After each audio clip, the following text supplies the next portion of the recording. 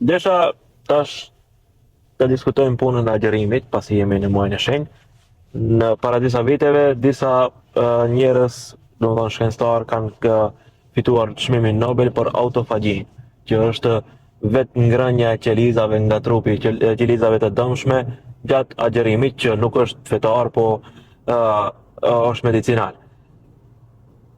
Du të të pyes, a e ka vendosur Zoti Ramazanin dhe agjerimin pasi ne nuk kujdesemi për trupin ton atë sa duhet? Agjerimi, para së gjithash,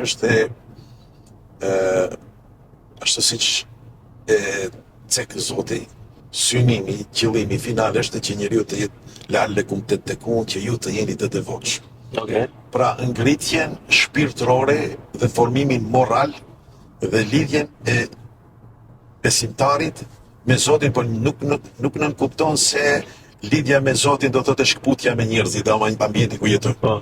Nga se shumë herë gjejmë në për hadithet e të dërguarit të Zotit kur thotë se ai i cili nuk i le fjalët e kota, shpif, shan, Zoti nuk është i nevojshëm që ai të qëndrojë i uritur dhe i jetur. Pra kërkon edhe ngritjen, afrimin me Zotin, por në anën tjetër edhe afrimin akoma më të madh me njerëzit, me ambientin familjar dhe ambientin ku ne jetojmë.